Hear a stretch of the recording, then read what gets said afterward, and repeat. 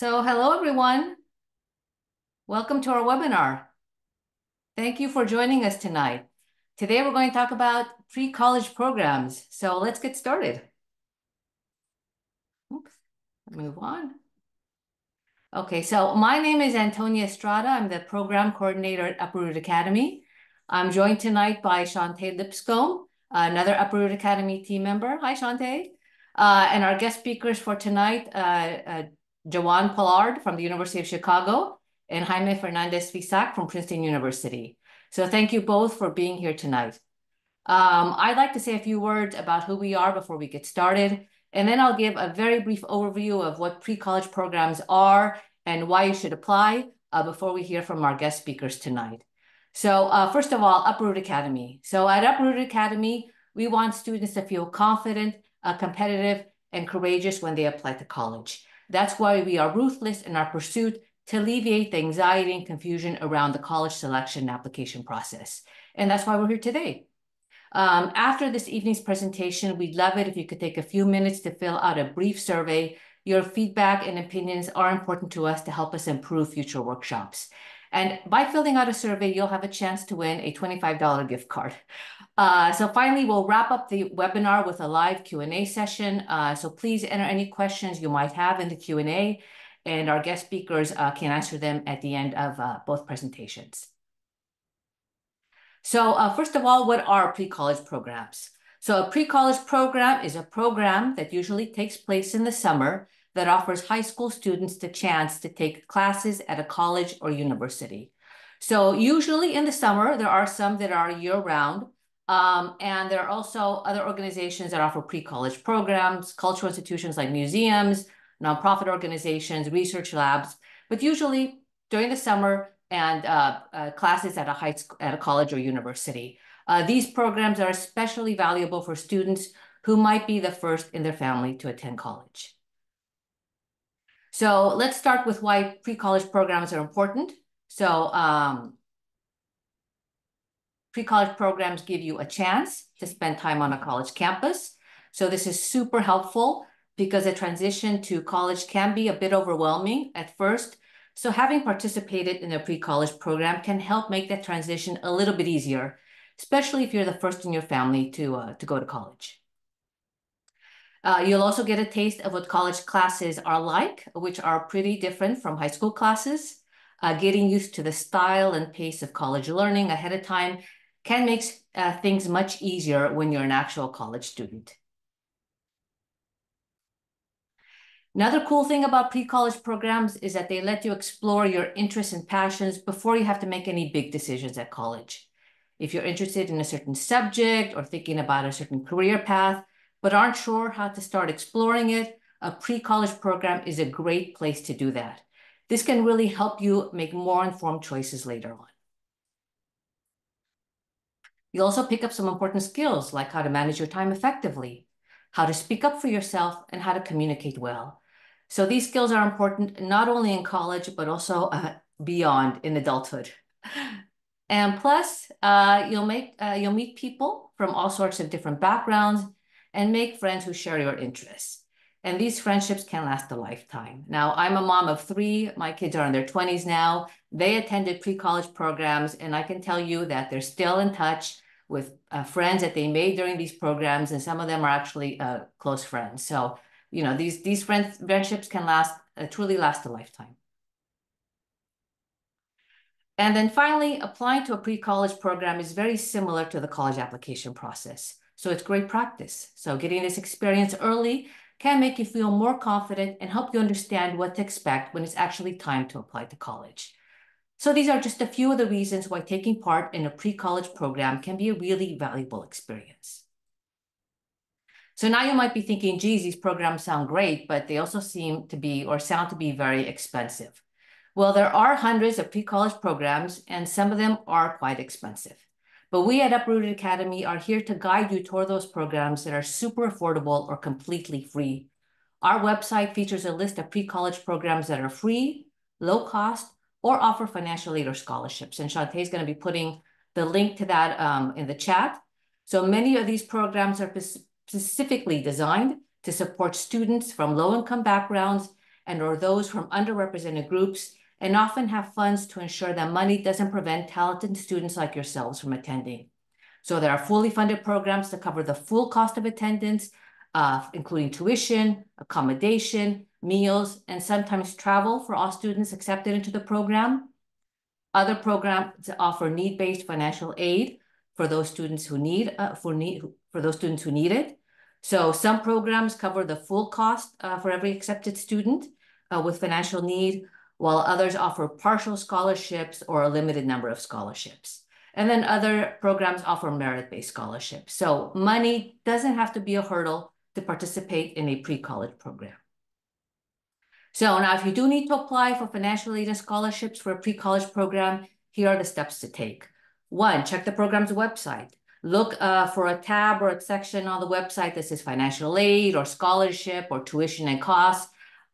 Look for that on the official website. That'll give you more information and how to apply if you need financial aid. If you don't see that information online or it isn't clear, reach out to the contact email, ask if they offer financial aid or scholarships and the eligibility criteria for those. In some cases, financial aid and scholarships may be limited, as I mentioned in the previous slide. They're often distributed on a first-come, first-served basis, so it's important to apply as early as possible if you can.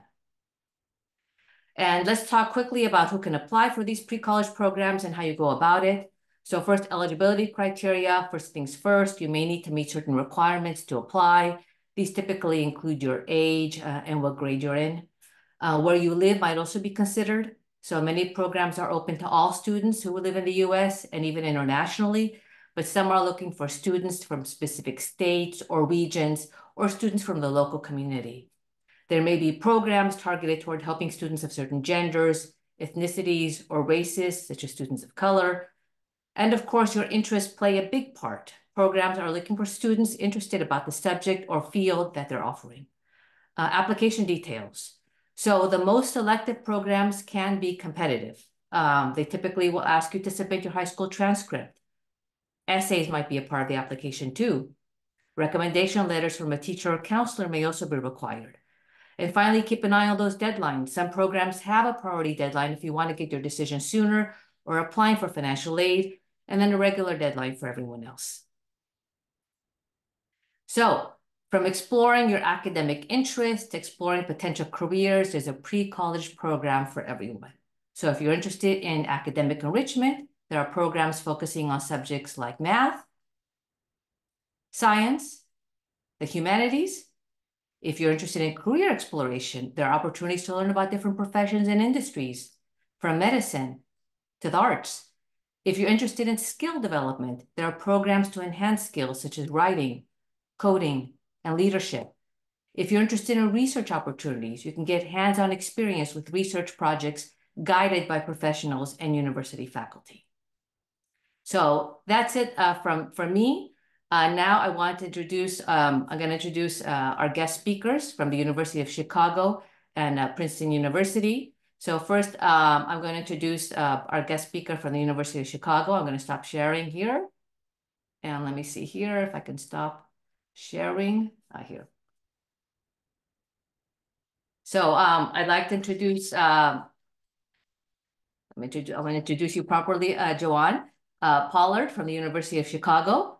Joanne is passionate about providing educational opportunities and access to students to help them reach their full potential.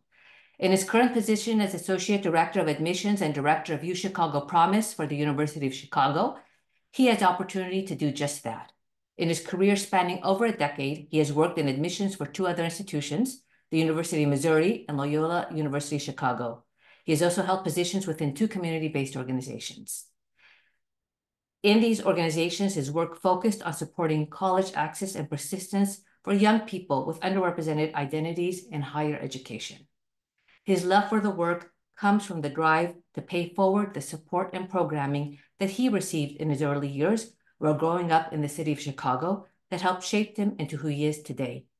In his free time, Joanne enjoys watching TV, reading comic books, exploring Chicago, and explaining why Batman is far superior to Superman. We might need to have another webinar just on that. So please welcome Joanne. Thank you very much for joining us tonight.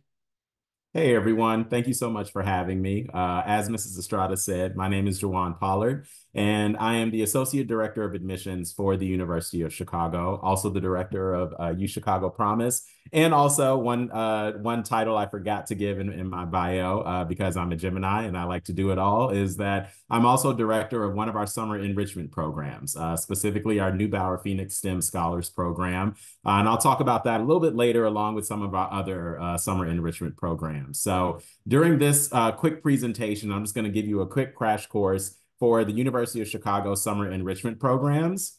These are the programs that are specifically run through the Office of Admission. U Chicago is a very unique institution, or is one of their, institutions that are unique in terms of we have our programs through admission, but then we also have different programs across campus. So we do have our summer immersion programs, and those are for credit-bearing courses. So for our enrichment programs, you don't receive college credit for them, but you do receive that enrichment, and you do get to be on a college campus and really get to explore what it means to go to a private research liberal arts institution. And I'll talk a little bit more about that. But speaking of, as far as the University of Chicago, just to kind of like level set and give you some ideas of who we are and what we're about. We are a private, medium-sized research institution with a liberal arts undergraduate curriculum. In terms of our undergraduate population, we have over 7,000 students total. We have all 50 states represented in our undergrad population and over 100 countries. So if you think that there couldn't possibly be people from warmer climates like Hawaii that are interested in experiencing Chicago winters, you would be wrong. We actually have a good amount of students from warm climates like Hawaii, and we're having an unseasonably warm winter, at least as of now. We're not going to talk about 2 weeks ago when it was below zero, but it's like 42 today. So let's celebrate that. But overall, as far as the University of Chicago, we have over 50 majors and minors for students to choose from, and you can double major and minor in whatever you want to. Our student to faculty ratio is 5 to 1, and our average class size is less than 30 students. We typically try to keep our courses small because a lot of them are going to be discussion based. And at the University of Chicago, we're firm believers in free expression and civil, emphasis on civil discourse. And so we ultimately want to try to keep those classes small so that everyone has an opportunity to kind of share their opinions and their thoughts, and so that there can be a rich conversation and a diverse conversation about whatever the topic may be. In terms of things to do outside of the classroom, we do have over 400 student organizations, or registered student organizations, or RSOs as we like to call them. So we have everything from an energy and climate club to a zombie readiness task force. So whatever you're interested in, we for sure more than likely have something for you. We're also Division III for athletics, so we do have 20 D3 sports on our campus as well. And lastly, in terms of financial aid, the University of Chicago wants to ensure that there are no financial barriers for students being able to enroll. And so because of that, we do guarantee to meet 100% of demonstrated financial need. And we do that with all grants and no loans for students that choose to attend the University of Chicago. So let's talk about, now that we have that base level setting out of the way, let's talk a little bit about our summer enrichment program. So these programs have a lot of benefits in the sense that you're going to get to know students from a diverse array of backgrounds, regardless of what program you're doing. Whether it's like you're from California, you're getting to meet people from Texas, or you're from New York and you're getting to meet folks from Ohio, whatever the case may be, you're really getting a chance to meet students, not just from all over the country, but also all over the world as well. You also, as Mrs. Estrada stated, you do have the opportunity to explore a number of different areas of study and even just learn about different disciplines as well that either you're interested in or ultimately may be of interest to you and may really help shape who you are in the future as well. Another great benefit to our programs is that the majority of them are a week, or maybe even a few of them are a little bit less than a week as well. So you're going to get that 1 week immersive experience, and then you'll get to go back home and brag to all your friends about all the fun that you had for that week in Chicago at the on the University of Chicago's campus. And of course, one thing that Mrs. Estrada already touched on is funding. And so the majority of our enrichment programs typically are free or at a very small cost for you to attend. We also include travel expenses within that as well. So if you're coming from another state, if you're coming from the suburbs or Chicagoland, sorry, you got to get there on your own. But if you're coming from another state, we will pay for your flight and pick you up from the airport as well. So Most of our programs for our enrichment programs are covering everything from, living in the residence halls and the program itself to travel to and from your home state or home city as well. So, and one thing I do want to point out is that for some of our summer immersion programs that where you do get college credit, those are not as generous in terms of financial aid. But in terms of the programs we're talking about here, we do have some generous financial aid to ensure that that program is at a discounted rate to you, if not for free, honestly. So while on campus, you're going to get the opportunity to connect with UChicago faculty, as well as getting to know current UChicago students and really getting a feel for like why they chose the University of Chicago and what keeps them here as far as faculty and even students as well, and what they're involved in their undergraduate career. You also have opportunities to engage in college lectures. Once again, these are non-credit, but these are taught by UChicago professors. So you are actually getting sample lectures, regardless of what subject area you're interested in studying. And you're going to get it from the professor that ultimately teaches that main class during the school year as well. So you'll also get to gain admissions, insight into the admissions process. So one of the benefits of these enrichment programs being through our office is, of course, we want to make sure that you are prepared to apply to college, especially to apply to highly selective institutions such as the University of Chicago and Princeton, for example. And so we have a number of different workshops that we do with students during all of our enrichment programs. So just to give you one example, we do have kind of like a mock application workshop where students have the opportunity to serve as admissions counselors and read real applications and decide out of 4 students, who are they admitting, who are they waitlisting, and who are they going to deny. And it's always, it can get pretty heated in terms of those debates, but it's all to understand how a selective process works and to understand that there are so many factors at play that you shouldn't just assume that if you didn't get into a school or didn't get into a selective program, that means that like there's something wrong with you, essentially. And sometimes it is just indicative of a highly selective process. So that's just one example of the workshops that we do with students while they're on campus so they can start internalizing the college process. Also, one of the great perks is that you get to live in the residence halls and see how the dining hall food is at the University of Chicago as well. So this is a 1-week residential program, so you do get to live on campus. Of course, we have our residential team on campus as well that'll be staying in the residence halls with you.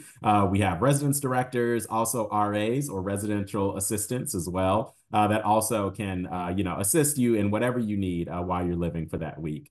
And of course, there are a number of different opportunities to explore the city of Chicago and everything that it has to offer, whether it's going to the Field Museum or the Museum of Science and Industry, or checking out the Bean in Millennium Park, or going on an architecture tour or a tour of the immediate Hyde Park or Bronzeville area. There are a number of different hands-on experiences that you'll get to just explore like such a big, the 3rd largest city in the country as well.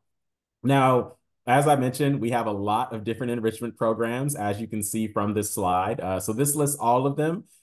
Some of them are for certain grade levels. And so when you see 9th, 10th, and 11th grade, you want to look at it as what grade you are currently during your high school years, basically. So if you're currently in 9th grade, then, those in that 9th grade column are the ones that you would potentially qualify for. If you are in 10th grade right now, in 11th and et cetera. So you can look at it as what grade you're currently in, 9th, 10th, or 11th, or you can look at it as, rising 10th, rising 11th, and rising 12th grade students. Each of these programs has, a specific focus area. So just to give you some examples, our Emerging Rural Leaders program is specifically for students who come from a rural or a small town background. They're going to learn about leadership development and, of course, on the college process as well. Quantum Quick Start is just for students from the state of Illinois. That one really explores quantum mechanics. Our Young Innovators program, or YIP, as we like to call it, that program kind of combines STEM and innovation. So it's kind of that intersection of engineering and entrepreneurship and how those two meet to create innovative, technology and whatnot. China Emerging Leaders Program. That one is specifically for students who go to a high school in China, but it's another leadership development program. Exploring Frontiers is one that is specifically for students from California or Texas, as Mrs. Estrada was saying earlier about certain programs, being for students from specific regions. That would be an example of those. Our Pariza Ambassador Program, that one is all about civic discourse theory and free expression. Vulture Scholars is about econ. Neubauer Phoenix STEM, I'm a little biased, but I got to bring that one up. But it is about STEM exploration and just checking out different opportunities and career pathways within STEM. We also have programs like the Neubauer Family Adelante Summer Scholars Program and our Woodson Summer Scholars Program. So our Adelante program is specifically for students that are engaged in Hispanic and Latinx communities, and our Woodson Summer Scholars Program are for students that are engaged in Black or African American communities as well. So you can find more information about all of our different summer scholars program, our summer enrichment programs on our website at summer.uchicago.edu. And so with those programs, you can find out even more details than what I just ran through and for a few other ones as well. One great perk of our 11th grade programs, which are for rising 12th grade, is that there's a little bit more college readiness work that we're doing, the older that our students get. Also for students that attend and complete these programs in our rising 12th grade summer enrichment track, you do have the opportunity, if you're interested in applying to the University of Chicago. We actually have a special application round called Rolling Admission, where you have an opportunity to apply as early as September 1st to the University of Chicago. And typically you'll receive a response within like 2 to 3 weeks or so after submitting an application on your admission decision. So that's a special round that we have just for our rising 12th grade summer enrichment programs. This is an example of a day in the life or a sample schedule for one of our programs. Once again, I recognize my bias and I'm using the Neubauer Phoenix STEM example in terms of our schedule last year. So every single program has, obviously their own individual schedule, but in general, the program will vary, but a typical day will begin at 9 a.m. with like lectures, discussion sections, or workshops. So we kind of try to keep that to the morning section. And then for the afternoon section, typically consists of like an on-campus tour, an excursion to another part of the city or another part of campus or some other hands-on activity. One thing that is a common thread throughout all of our programs, as you can see, for Monday, July 24th from last year, you'll see that the day typically ends by 10 p.m. Because that is our curfew, because once again, students are living in the residence halls, and so they have to be in their rooms at 10 o'clock p.m. and they cannot come back out of the room or we will have problems. So that just kind of gives you an idea of like a typical schedule for our programs. Now, in terms of the application process, I know one of the things that Mrs. Estrada brought up is that one of the benefits of pre-college programs is the fact that it is like kind of a practice run for applying to college. And because of that, you'll notice that a lot of programs kind of model their application process similar to like the traditional college application process that you'll go through through senior year. So there are a few requirements that we have in order to be considered for our summer programs. You do have to submit an online application, and I'll talk a little bit more about each of these in just a second. But you do also have to submit a writing sample. So there are essays that you have to write, just like how you have to write essays to apply to college. We do require a transcript. And once again, this is great practice in terms of figuring out how do I request a transcript. I remember when I did my first summer program and I had to request a transcript, I had no idea how to do that. I was in 9th grade. I hadn't really even talked to my counselor really like that yet. So it really gave me a head start on understanding like the process in terms of that transcript process. We also require a teacher recommendation. And so with that teacher recommendation, we want a teacher that can say write you a glowing letter of emphasis on glowing, letter of recommendation for you. But ultimately, make sure that you are making friends with your teachers now because, spoiler alert, you will absolutely need them, not just for the pre-college application process, but also for the college process during your senior year.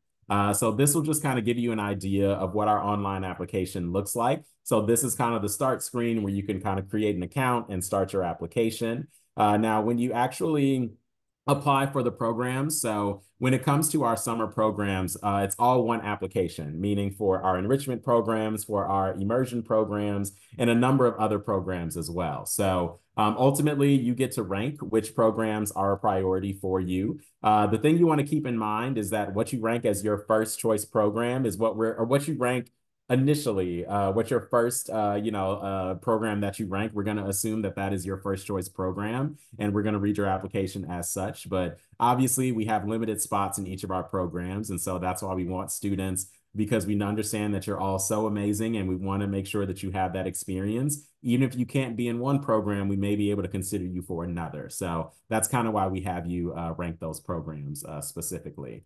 As I mentioned, we do have certain essays that you have to write. So this just gives you an idea of what those essay prompts are. So essentially, one essay is about like, why did you choose this enrichment program, or why are you interested in doing an enrichment program at the University of Chicago? And also, what do you hope to gain by doing some of these programs with us over the summer as well? In terms of those transcripts, as I said, we require official transcripts to be sent from your high school. Letter of recommendation. There are even certain programs, you can read this on our website. Certain programs do require a teacher or counselor nomination. So once again, why it is important to not make enemies with all of your teachers and counselors, because you will need them in a number of different ways over the next few years of your high school career. So that just kind of gives you further explanation on that.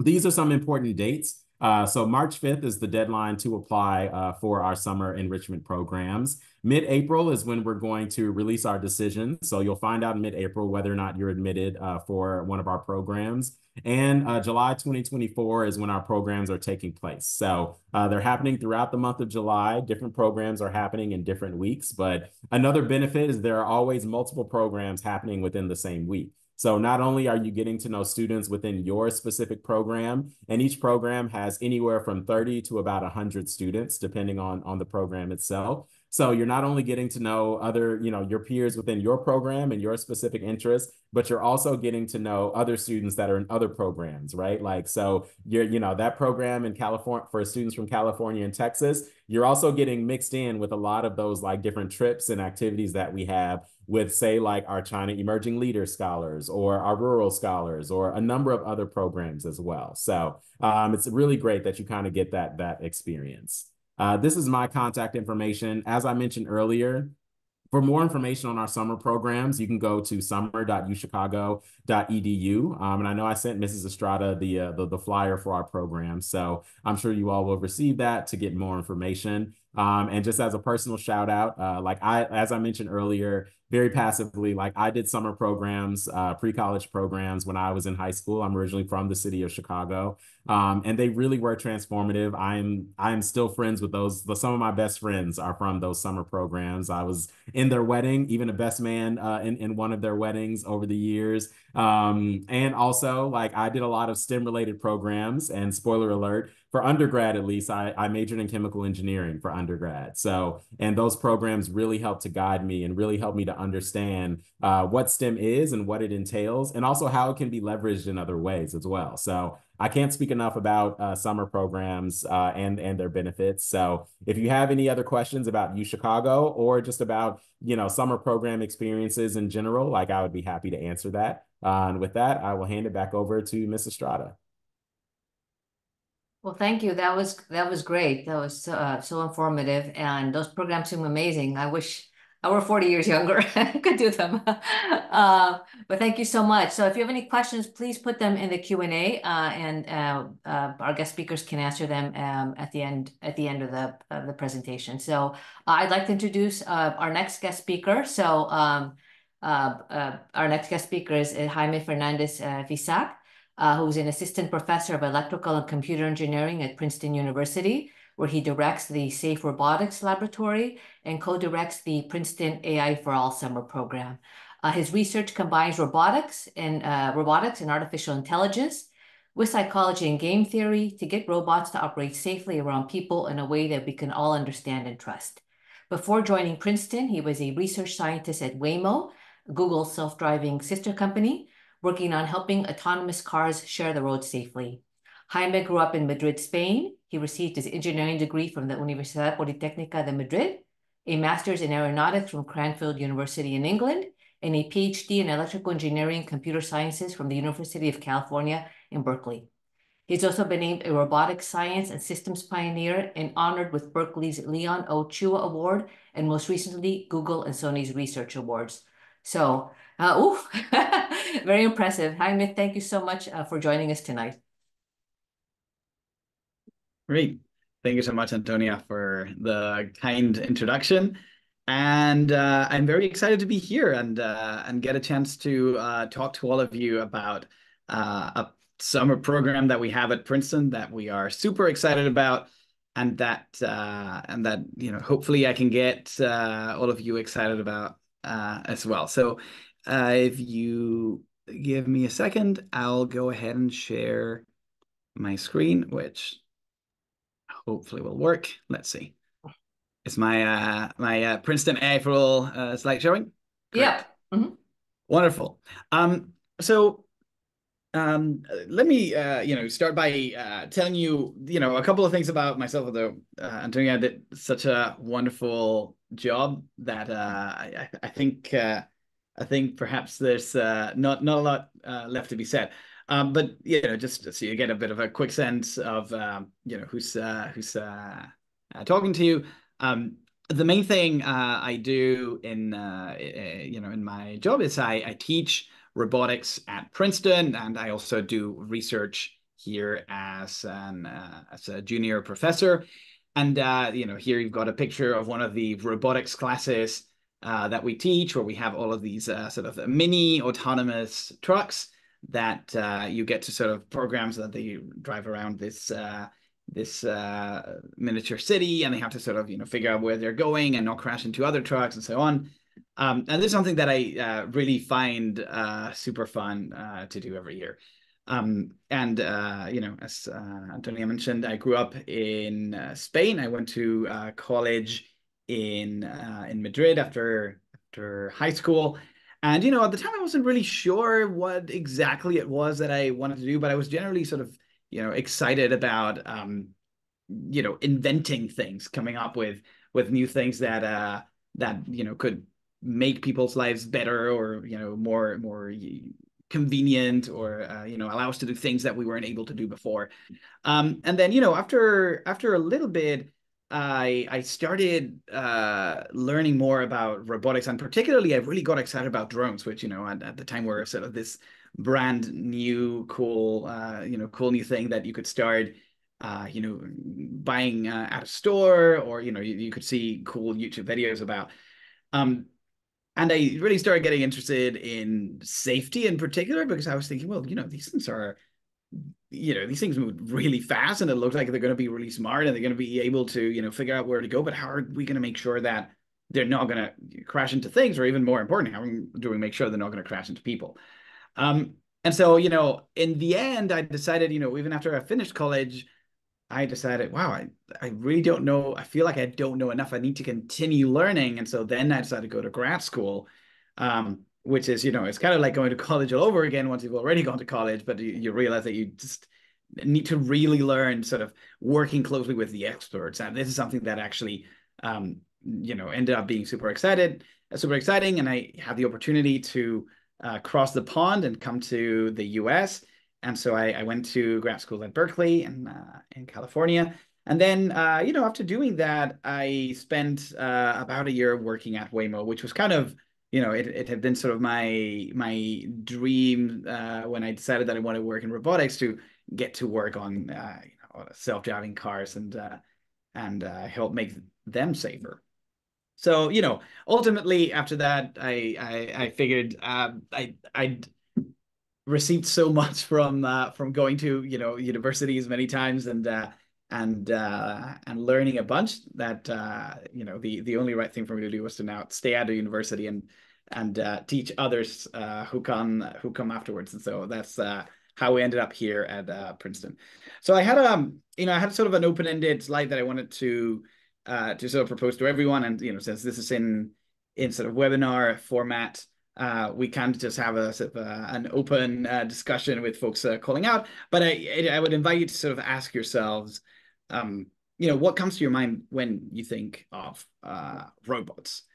And the reason I want you to think about this for a moment is that, it's actually interesting how we have a pretty concrete idea of, what a robot would look like. And, often you might think of some of the robots that you've seen in movies, or that you've read about in books, or, video games. And we have this kind of general, pop science idea of what a robot is, right? So all of these very cool machines that have the ability to automatically do a lot of the things that humans can do by being intelligent. And what's very exciting to me is that, traditionally when you thought of robots in the real world, there would be mostly, these machines in factories that would help, put cars together and things like that. But more and more, we're seeing that sort of, robots out in the real world are doing a lot of really cool stuff. Of course, there's, autonomous vehicles that are sort of getting increasingly reliable, and that hopefully at some point in the future will actually be reliable enough that we'll be comfortable getting in them and letting them drive us around. And, we'll feel safer than we would be if it was just, our cousin who, we like them and we trust them, kind of. But we're happier with the robot. But all the way from that to helping doctors perform surgeries with more precision, and leaving less of a necessary recovery afterwards, because the robot just goes and does the thing that it needs to do. And this is a real robot that I have in the center of the picture. I should add a disclaimer here: everything I'm showing on the slide right now is not science fiction. These are all actual robots. My favorite one is the one on the bottom left. There's this company called Zipline that uses these autonomous drones that are like small airplanes that can go and deliver blood to hospitals that are difficult to reach in certain conditions. And they started deploying in Rwanda, and they extended to other developing countries, first in Africa, and now they're sort of also starting to think about deploying similar technologies in the US as well. But what's really cool is, you truly cannot get to this hospital using roads when it's been raining and the roads are cut, or the hospital is inaccessible, or it takes just a very long time. And when this happens, being able to get blood for patients in a matter of minutes can truly save lives. And this is, I think, a great example of technology, that what you can do with these robots to actually, save lives, make things better. Now, the reason that we're getting all of these, cool new capabilities for robots is that they are getting more and more intelligent. And so this leads me to the second question that I wanted to ask you all, which is, what comes to your mind when you think of AI, when you think of artificial intelligence? And, this is actually, it's a little bit of a trickier question to ask, because, a robot has a very clear form, and, there's, of course, that, the robot's gonna look very different. There's one that looks like a car, one that looks like a plane, but you can sort of get a sense of, what a robot would be as an object that you can sort of touch in real life. But AI is this sort of much more blurry idea, right? Because it's hard to just picture exactly where it is. And in fact, AI is sort of, in a sense, all around us. It certainly exists inside of each of these different robots that I've shown you, but it's also there when you have a virtual assistant that's helping you figure out what you're going to do next. It's there when you want to go from A to B and you're asking for directions. It's there when you're, either interacting with friends, or we're getting recommendations on what to watch. And even when you're getting recommendations on what to buy, on how to spend your money, right? So these technologies are actually very powerful, and they also end up, directly or indirectly influencing a lot of the ways in which people behave. So it's, on the one hand, great that we can have smarter and smarter technologies that can help us do the things that we're trying to do, but at the same time, it's very important to understand what is the sort of the bigger impact that these technologies are having in the world. And you know, this a very simple cartoon that I like to show my students, you know, thinking about how AI works, right? So I'm sure a lot of you have been, are now familiar with some of the really cool new AI applications that we have right now, right? In the form of these super flexible and useful chatbots like ChatGPT and so on. And so essentially you have this kind of interaction that is happening where you're asking questions and the AI system is giving you answers and so on. But there's actually something more that is happening here through this interaction, which is happening sort of more slowly, more gradually, but that's also really important to understand, which is that we as users, we're learning about this technology and we're figuring out new ways to use the technology. And at the same time, this technology is also learning about us, because as you know, these systems interact with more and more people. They get perfected, of course, by the scientists and the engineers working on them, but they also get, automatically they're sort of able to figure out, oh, this person doesn't like it when I talk about this or about that, and so they adapt their behavior. And what is important to realize is that this is not happening just with one person using one system sort of in a bubble, separated from the rest of the universe. This is really happening simultaneously with many, many people interacting with, any given system. And then, of course, there's multiple different systems that are, that exist at the same time. So what is clear is that to really understand the impact of this technology, we need to look at the bigger picture. We need to understand how it is that these systems sort of learn from us and how we're going to learn from them and about them over time. And, the way that we ultimately like to summarize this is, well, it's clear that AI is going to change the world. But who is going to change AI? Who should it be up to figure out what these technologies will be in the future? We're at a very exciting point. These AI systems can do more and more things every year, but clearly we're only scratching the surface of what we can really do. So the reason that this camp exists that I'm going to tell you about is that we want to make sure that AI will be the best version of itself, the best technology that it can be, and ultimately the technology that we deserve as a society. But to make that happen, we need bright people like you to become the future leaders in the field of AI.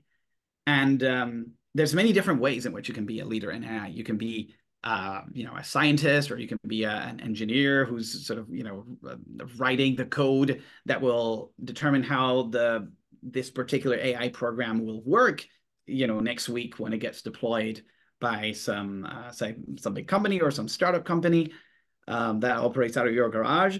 But you can also be somebody who thinks about the ethics of AI, of these technologies, somebody who works to write laws and regulations to make sure that people are also protected when they use these different technologies. And so this is sort of the main motivation and the main mindset that we bring to this program, which is we want to make sure that we're getting you hooked at an early stage if possible, and that we can convince you that this is a very exciting field and a field that you can have a say in. You can be, one of the main people who help guide the way in which this field will evolve. And so I'll tell you very quickly sort of how we think of doing this with this camp, and sort of what the main aspects of this are. So the first thing I'll quickly say is, there's three of us running this program. It's Olga Rusakovsky, myself, and Ed Felton. We're all professors at Princeton, and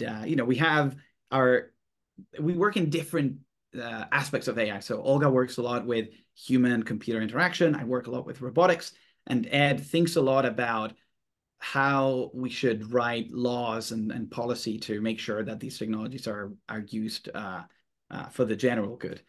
And then we have Kobe Kaplan, who is our amazing program coordinator, and she's the one who you will be interacting with. If you send your application or if you have any questions, she's ultimately the person who's running the show a lot of the time. And then a lot of college students and professors who participate in this program every summer and who help us make it what it is every year.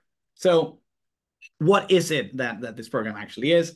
Just have a couple of slides, but I will encourage you all to go to the website if you want to dig into the details.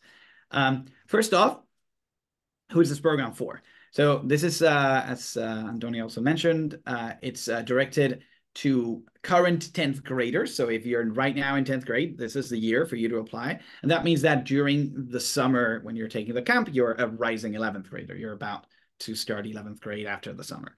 And it's open to all applicants from the United States and Puerto Rico. And what the program consists in is it's a 3-week residential program, which means that you would come. We'd take care of the travel expenses to get you to Princeton, and you would be living on the Princeton campus for those 3 weeks while you are taking classes and interacting with your other campmates and learning from the faculty and from the professors and the students at Princeton. I have a couple of photos here. You can go ahead and Google some others, but Princeton is a really beautiful campus. It's beautiful all times of year. It's a little different from UChicago. UChicago is placed in the beautiful city of Chicago, which there's a lot to do around there.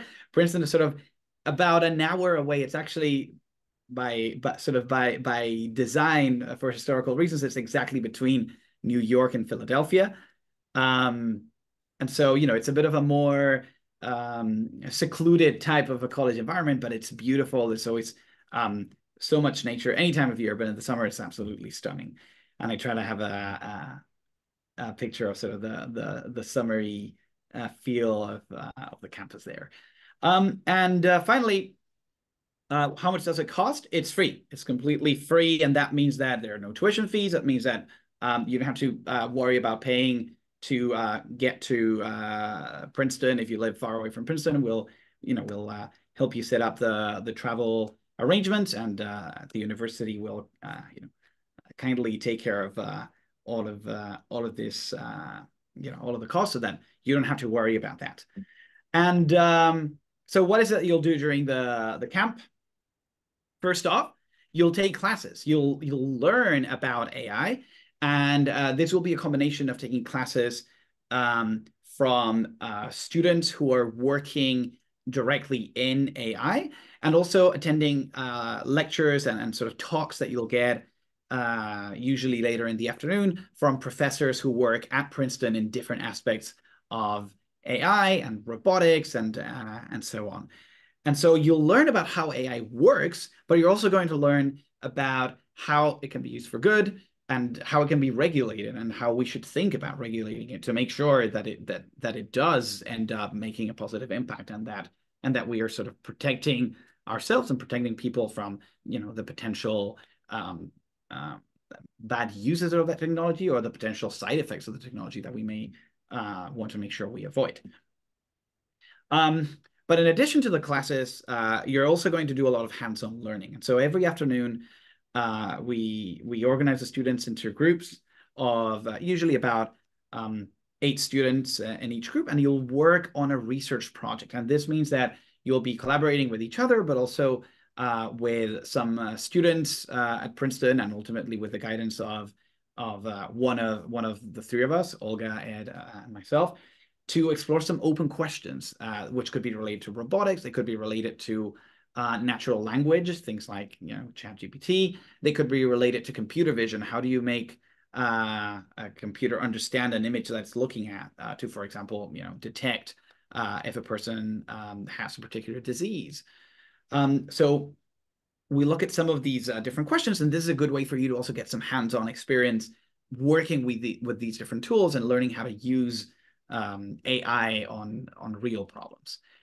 And finally, something that is quite cool and quite unique about this campus, that because we're actually pretty close to Washington, D.C., and thanks to the fact that Ed has a lot of professional experience and contacts in the world of AI policy, we take you all to Washington, D.C. for 2 days for a short field trip, during which you get to meet some lawmakers working at Washington, D.C., and pick their brains and see how they think about AI and the implications of AI and how AI interacts with society and how we can use laws to make AI more beneficial.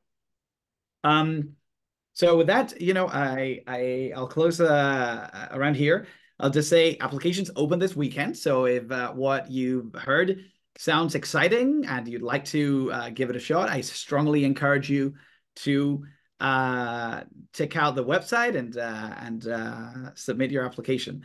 And as a side note, if you really like the pictures that I showed you of the Princeton campus, but you think that maybe AI and computer science and robotics is not your thing, you should check out some of the other programs that we have at Princeton, because there's quite a few. For example, there's the Princeton Summer Journalism program where you're going to learn about super cool areas that have less to do with AI, but it's very much worth a search, I would say. So with that, I'll just leave this slide on for just a couple of seconds. If any of you want to send us any questions you have about the program or about eligibility or anything that you can't find on the website right away, the email is very easy, aiforall@princeton.edu. And the website is also very easy. If you erase the @ and you put a dot, aiforall.princeton.edu, you'll find all the information, and that's where you will also go if you scan the QR that is on the screen right now. So with that, I think we can leave it here and take any questions. Thank you so much to Antonia and to Uprooted Academy for hosting us, and yeah, I hope to see some of you in Princeton this summer. Well, thank you, Jaime. Thank you, both Jaime and Joanne, for speaking to us tonight and sharing details about your amazing programs. They both sound wonderful, and of course, at two prestigious universities such as UChicago and Princeton. So, does anyone now they'd be happy to answer? Our guest speakers would be happy to answer any questions. Does anyone have any questions that they'd like to ask? While we have the opportunity, don't be shy. While you're thinking about possible questions, I do have a couple of questions that maybe we can answer. How these sound like amazing programs, and I know that if when students become aware of them, that they're going to be really excited to apply. How competitive are your respective programs, would you say? What makes a strong candidate? Yeah, okay. I'll go ahead and go first. So for our summer enrichment programs, as I mentioned, we are going to look at transcripts. We are going to look at essays, and even within those transcripts, we want to see how you're doing within your first, year 1 to 3 years, basically, of high school. So we're not necessarily saying that you need to have straight A's, but we want to really see that you've been performing pretty strongly academically within those courses as well. And of course, for those questions, those essay questions, of course, one of them is 500 words. One of them is only 350 word limit. So for those essays, we really want to get a feel for who you are. For the University of Chicago, for our regular admissions process, it is a holistic and contextual review. So we kind of do that here too, where we really want to get a feel for you as a person based on your grades, based on your essays, based on your teacher recommendations, and any other supplemental materials that you want to submit to us. So the programs can be competitive. As I said, our programs range from 30 students to about 100 students. So typically it varies depending on the program, how many applications we ultimately get. But say, for example, last year for Neubauer Phoenix STEM, we got around 50 to 70 applications for about 35 spots. So sometimes it can be pretty competitive, but it's all in how you present yourself, right? Like, and that's the whole, like we were saying earlier, that's a part of this practice round for the real college application process is how do I present myself in a way that explains what I've been doing during high school, what subjects I'm passionate about, and why I'm passionate about them, right? Like, so sometimes for some students, that's the first time you really have to stop and think about those things and how you want to communicate that. My last piece of advice for those essays, make sure that someone outside of your brain is proofreading those essays. It can be your parents, your English teacher, your high school counselor. Just make sure that you're not just typing something out and hitting submit, but that someone else is really like looking that over and making sure it says everything that you wanted to say from someone that does not live inside your head. So, yeah. That's great advice. I think that's awesome advice. And I think honestly, I have little to add to what Joanne has said. The admissions process at Princeton is I think also primarily based on we want to get a sense of who you are as a person, and I would say that from the point of view of the requirements for the course. So we do look at your transcripts, and particularly the thing that we want to make sure is that that you've taken enough math that you're going to be able to follow the the core ideas of the program. And this primarily means linear algebra, which at the level that you would have taken in 10th grade. So if you've done well with linear algebra, again, we're not looking for straight A students. We just want to make sure that you're not going to be sitting there looking around saying like, well, what are you even talking about, right? So past that point, then what we really are looking for is someone who is a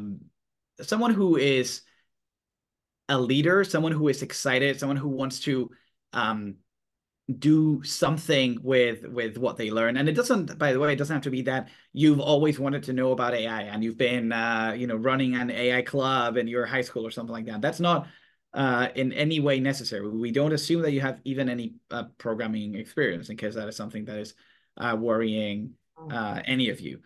But what we do want to see is, are you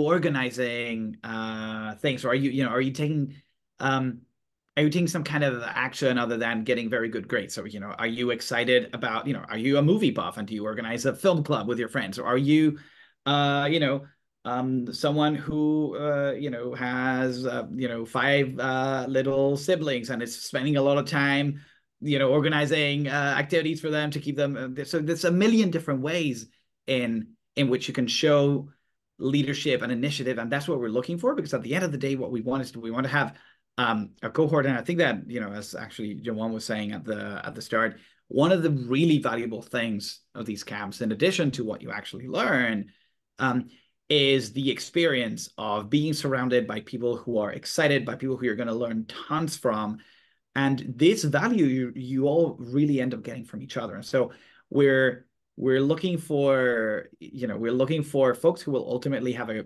great time together and who will have a lot to teach each other and to learn from each other. So this is what we are ultimately looking for, and you'll see that similarly our application has a couple of questions that go along those lines. Tell us about something that you are excited to improve in your community and the world that you see around you, and it doesn't have to do with AI. So, and I think that all of the advice that Joanne dispensed is absolutely priceless. So I will not add, I won't add anything else to that, because I think that this is the way that you should think about it. Make sure someone reads it. Make sure, make sure that that you feel that what you've written reflects who you are. I think that's great advice, as both of you said, not only for your particular programs, but also, great practice for applying to college, asking for those transcripts, writing those essays, getting those recommendations really will help prepare you well for when the the main event begins. But these are amazing programs. I'm so happy that both of you were able to come and speak to our students and our families and our counselors and advisors about these programs.